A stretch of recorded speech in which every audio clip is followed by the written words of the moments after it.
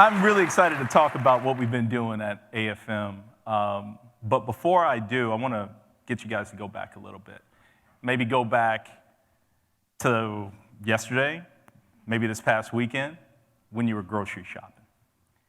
Right? You get to the parking lot, look around. You go through the lobby, look around. You go through center aisle, center store. You go to the perimeter. You're on your way out. You go through the checkout aisles. And then you're back at your car.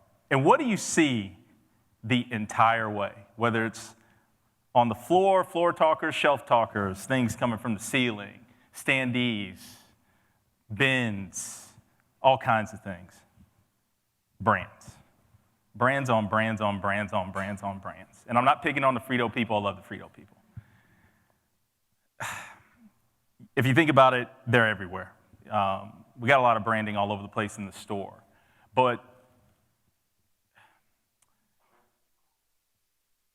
the proliferation of the brands is something that necessarily hasn't found its way to our space.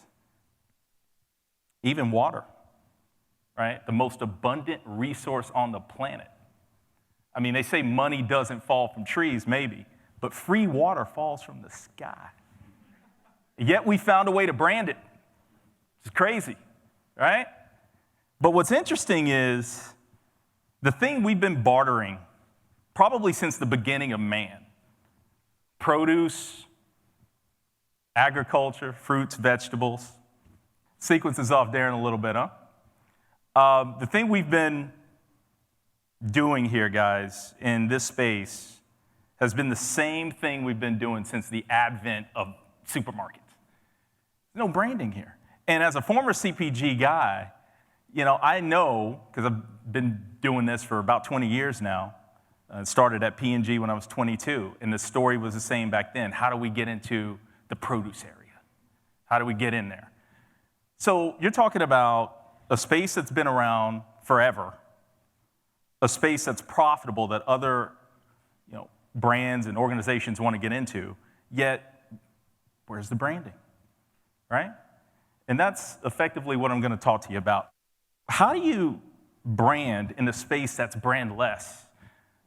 If you're starting a new brand, we see this all the time, whether it's in technology or in consumer products, consumer staples, discretionary, B2B. We see it all the time.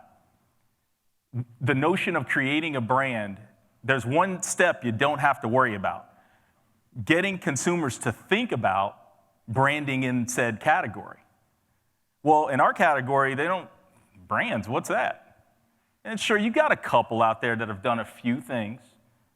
Shout out to Chiquita, for example, okay? But if you think about the main thing you've seen with Chiquita is that sticker, right? An advantage, frankly, that they've got that we don't. I can tell you about that over a drink. But that's what I'm going to talk to you guys about is our attempt to make waves in doing this, doing something different that no one else is really doing in the produce space. Before I do that, it's worth explaining who we are so that you guys understand some of the things that shape the decisions that we make, okay? It's a long story, y'all. Back in 2000, there were imports of avocados from Mexico to certain states. It's kind of on a state-by-state basis. Then in 2008, Congress and USDA allowed for the entire country to receive these imports. And these two entities, on the left and the right, Mejia and IPM, they're kind of frenemies, right? They want the same thing. They want to sell as many avocados as they can. But this guy over here on the right is selling to this guy over here on the left. And then they go on and sell to the retailers.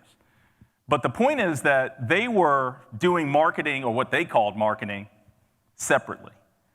Well, they worked with the Congress, United States Congress in 2000, and also with USDA to create an agreement, essentially, and a law. So there's a law and a regulation that allows for our organization to exist. So effectively, we have a board. That board is made up of growers in Mexico, importers in the United States, and the United States Department of Agriculture from an oversight standpoint. And our sole purpose is to market the product coming from Mexico, and we have complete oversight from USDA, meaning all of my contracts have to be approved by them. Every single Super Bowl ad I have has to be approved by them. Every social post has to be approved by the United States Department of Agriculture. So you can imagine what my world is like. Yeah?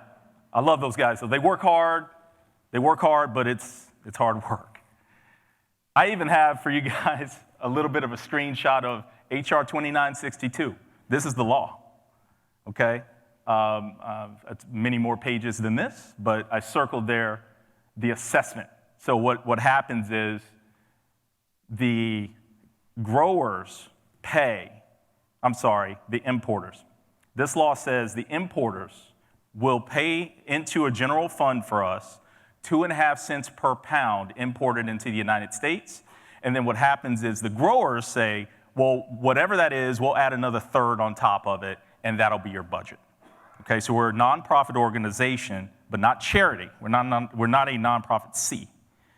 But this is effectively what we're here to do. The structure of our organization is as such. We started this organization back in 2013-14, been there ever since.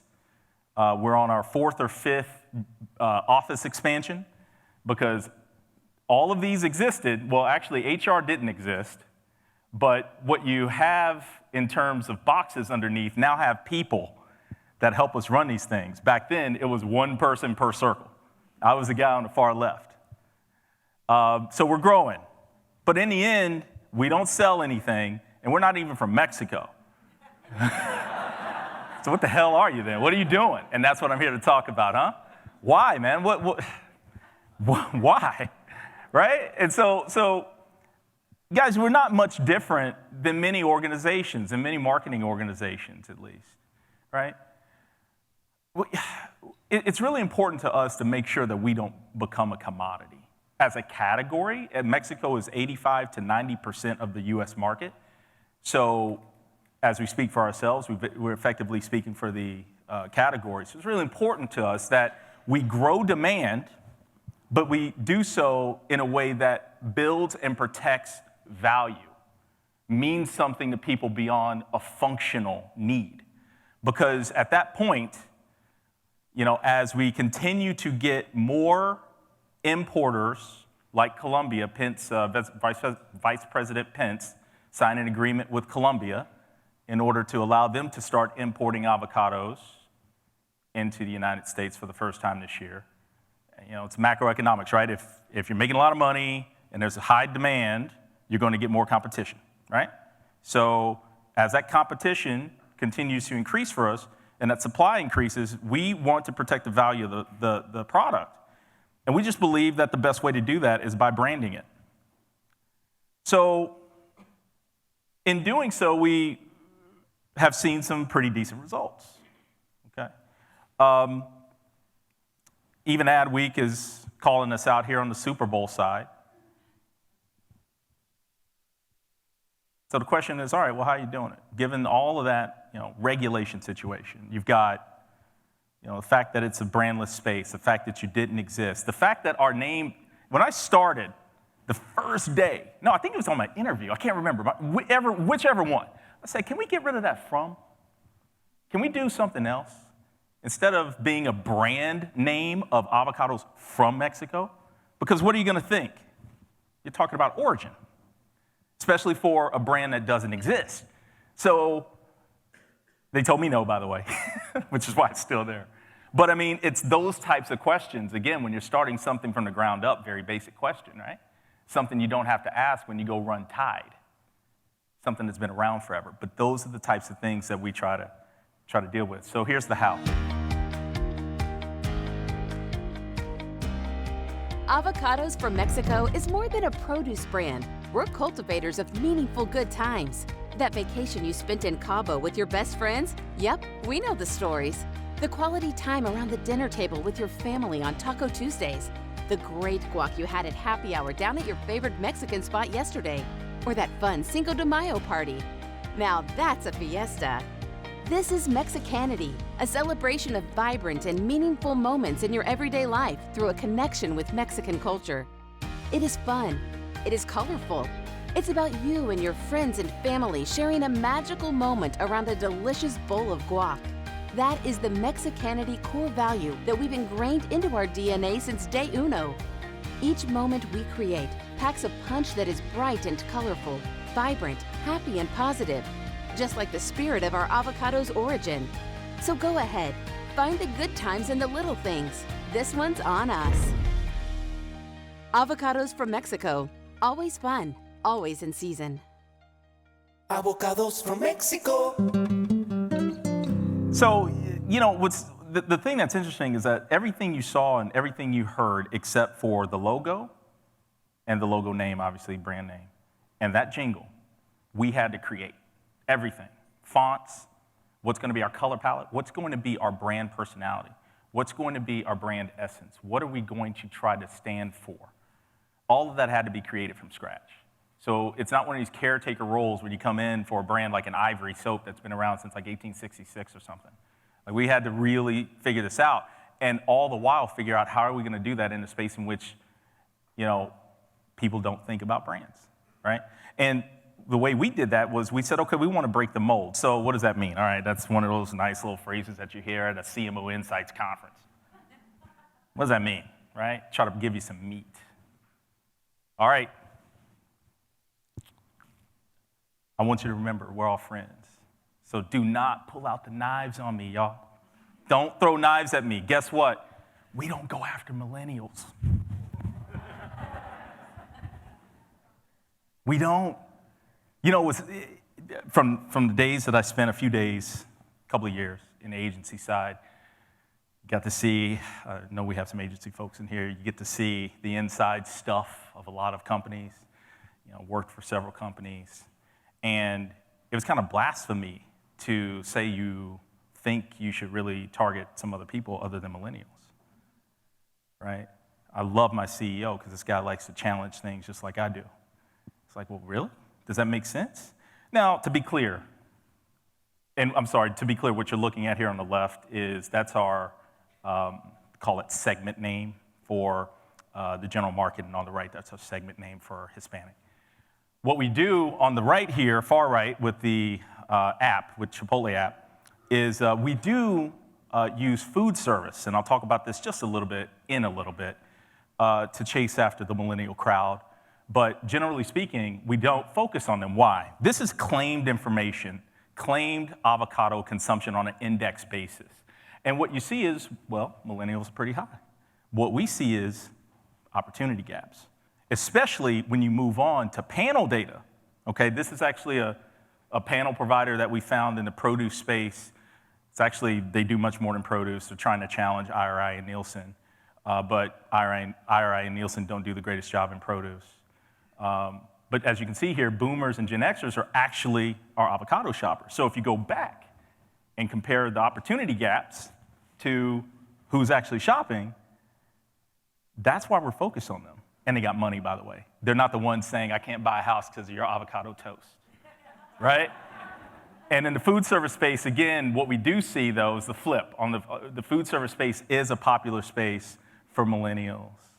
And so we are leveraging that area as a twofold piece.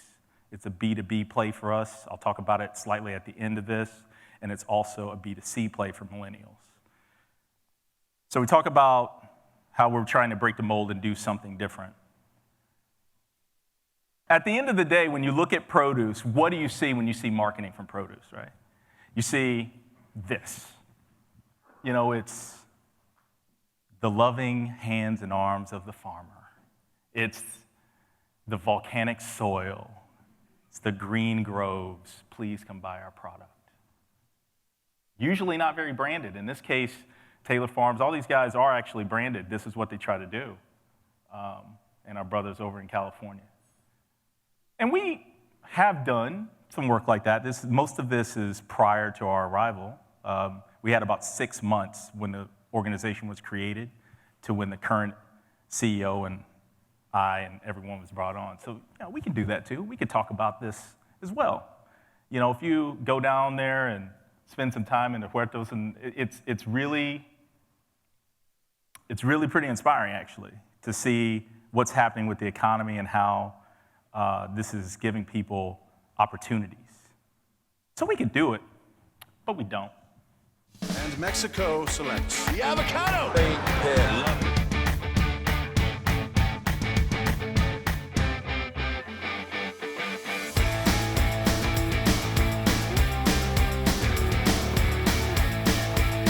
Most amazing of all are the avocados from Mexico.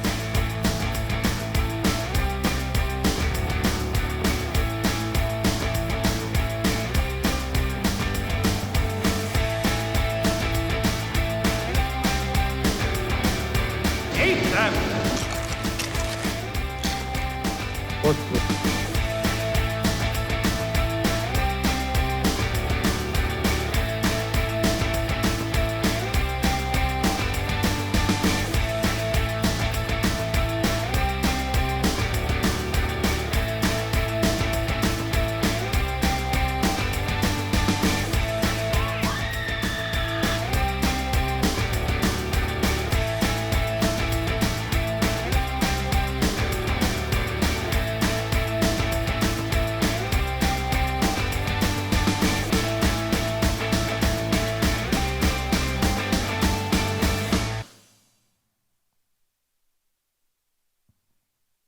So, to everyone in here, and to me, given my background in the CPG space, you think, well, okay, so what? You know, the produce space, I can't overstate this, is still doing the same thing they've been doing for decades. It's this farm to market to table mentality. I don't need to really brand anything. I just need to grow a great product, make sure it looks great, have my product supply and operations good, get it to the store, stock it properly, make sure it's stocked well, and it'll sell itself. That's not what we're doing here, right? We're trying to create an emotional connection to consumers so that we can protect the value going forward. And what we said back in 2014 was, well, how can we put ourselves on the map? Because we don't have the biggest budgets in the world. It gets split in so many different ways, and media is pretty expensive. Well, we just said, you know what, we're going to go for it. We're going to swing for the Super Bowl and see what happens. So we kept swinging. We had a pretty good year the first year, and we said, well, let's keep doing it. But what's interesting is that's a lot of my budget. That's a lot of money. And for anyone in here that's bought the Super Bowl or worked on a media team, et cetera, you know you got to do this thing called a match. So you're nodding your head back there, where you have to buy the Super Bowl, and then they want you to effectively double that by buying other properties, you know, on their networks. That's pretty much my whole budget. Well, why would we do this? Well, we're getting results. I can't do anything from a paid media standpoint to get 27 billion impressions, and that's just impressions. I mean, I'm not even talking about the other KPIs that really matter. You know, this is just an opportunity to see things, right? But from a media buy standpoint, there's nothing else I can do. And we're getting really, really good results along the way on the digital side as well. So again, you're back to the 17 million. Super Bowl's expensive, right? But my question to you is it underpriced? Is it not expensive enough? We're in the attention game. You think about what we do, whether it's audio, video, digital, or otherwise. Most of the time, we are trying to interrupt, or at the store, points of interruption for you Coca-Cola people, I remember that phrase. We're trying to interrupt, you know, the consumer from doing what they want to do, whether it's watch the show, drive from A to B, listen to this radio or this musical content. But the Super Bowl is the one place where it's not like that, right? So if you're in the attention game and you got a product in which it's going to deliver exactly what you're looking for at mass scale like that, how much is that worth? Again, it's a supply and demand. Give me something else that's like that. Just give me one, right? There isn't one. So for us, the thing that makes it worth it is the fact that it's just not about an ad. Little secret, we don't really even care that much about the ad. The ad is really just kind of cost of entry so that we can run a campaign to get us at 27 billion impressions by way of PR, by way of digital, by way of the things that we're doing on the shopper trade side. You know, the ad, it's 100 million impressions or so for 30 seconds, effectively. Of course, you're going to put it on your YouTube, your own accounts, et cetera, but at the end of the day, the thing that's working hard for you is a campaign. And what we're working on, again, is building that value, building a story around it. And that whole idea is the notion of irreplaceability. That's what we're working on the general market side. Okay, on the Hispanic side, it's a little different. It's not irreplaceability, it's irresistibility on the general market side. It's irreplaceability on the Hispanic side. And what we're effectively saying is, look, you know, it's just always worth it. It's worth it for you to make sure that you're, you know, nourishing yourself with a healthy product, with a brand that is all about, you know, fun times and meaningful good times. And what we're doing is we're trying to propagate that message throughout all the work we're doing. So let me give you a few ads. Poise, welcome to the dog show where humans compete for the ultimate prize, avocados from Mexico. They're healthy, delicious on everything, and always in season. So much training to compete at this level, but it's well worth the effort. They're so cute. Looks like the dogs have settled in. They can almost sniff the bum of victory. That's a good sit, a shake, and a stay. Amazing form. I'm sure he's making someone very proud right now. We've got a runner. Oh, the guac got to her. That'll land you in the penalty cone. Oh, this is impressive. He appears to be rolling over his 401k. Let's go down to our sideline correspondent. Good point, Charles. Wait, it looks like we have a winner. Give that man some guacamole. Wow. Truly top of class. Top of class. Please stop copying me. Stop copying me. Avocados from Mexico. You want it? We want it! Go! Nice one, Janet.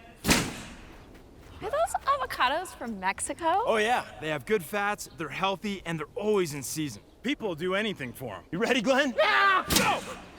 Eyes up, hips out, Glenn! Healthy and delicious. You bet. Woo! Out of my way! Avocados from Mexico. I'll see your bet, and I'll raise you my last avocados from Mexico. But they're healthy and delicious on everything and always in season. So what are they worth to you? I call. I call.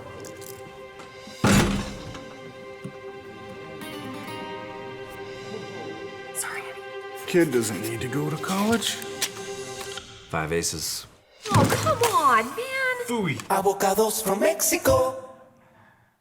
All right, so I'm running out of time, so I'll flow through just a few of these. We're talking about short-term and long-term demand. We're doing a lot. We're doing quite a bit down at the trade level, the retail level with CPG. We call shopper. We do have a shopper marketing space. We have an accompanying place in the CPG department that in the CPG side you would call essentially your AEs or category management. We have that as well. But we have all of these programs that'll be running throughout the year. We partner with other players out there, Tostitos, the gentleman that runs Tostitos. I was in his wedding, good friend of mine. We partnered up with them to do this for Cinco. On the food service side, we bring in chefs to our culinary center with the intent of getting them to think about how to add, from an innovation standpoint, add fresh avocados to their menus. And also, again, here we actually have a Made in Mexico tour. We take them down to Mexico, select individuals so that they can experience all the things that I was actually talking about a little bit earlier. We have a college and universities tour. This goes back to the food service side, helping to drive a lot of our efforts with millennial Gen Z. And to be clear, millennials are getting old. In fact, the upper end of millennials is actually in my target, so it's not exactly accurate to say that. It was accurate, back in 14, but I need to figure out like what that middle ground is. Actually, for you guys that are in Florida, in Miami, this is in Miami. We just opened this year. We had a grand opening in the Miami Hard Rock Stadium, okay, during the New England-Miami game. This is a concessions program that our food service team does. It's in different arenas around the country, whether that's the AT&T Center in Dallas, actually both of them, where the Cowboys and the Mavericks play, up in Milwaukee, the Bucks, the Yankee Stadium here in Miami. So we'll be pretty active during the Super Bowl. Finally, guys, what we try to do from an education and health and wellness standpoint, here's the issue. Education is the #1 barrier. People are tired of buying this expensive avocado and it going bad, or not knowing how to buy it and it's ripe, or when it's ripe. It's too hard.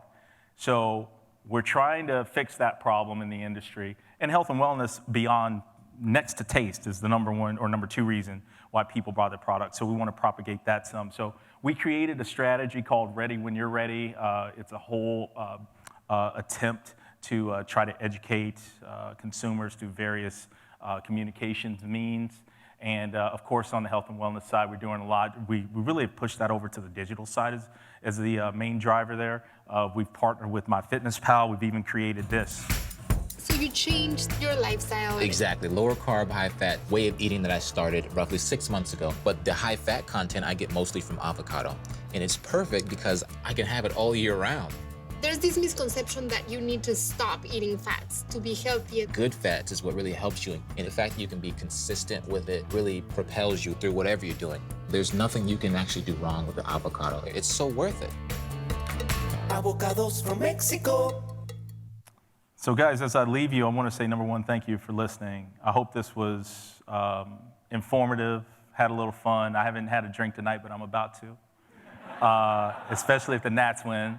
As you can see, you know, we've been fortunate to see some success, some before we've started, and then a lot after, while keeping, you know, prices in a place that are tolerable, at least for consumers, and also tolerable for the system, importers and growers and so on. But again, I thank you, and I'll take questions right after this. We are Avocados from Mexico. We are passionate brand builders, culinary experts, extraordinary storytellers, marketing disruptors, and overachievers with a creative mind, bold goals, and a restless drive. We work hard and have fun while staying unwaveringly passionate about accomplishing the seemingly impossible. We are strategic category catalysts, driven by making a difference for our industry, for our consumers, and for the thousands of growers, packers, and importers who trust us with the fruit of their labor. They are our motivation and our inspiration to pursue the kind of breakthrough innovation that pushes boundaries and breaks the produce mold.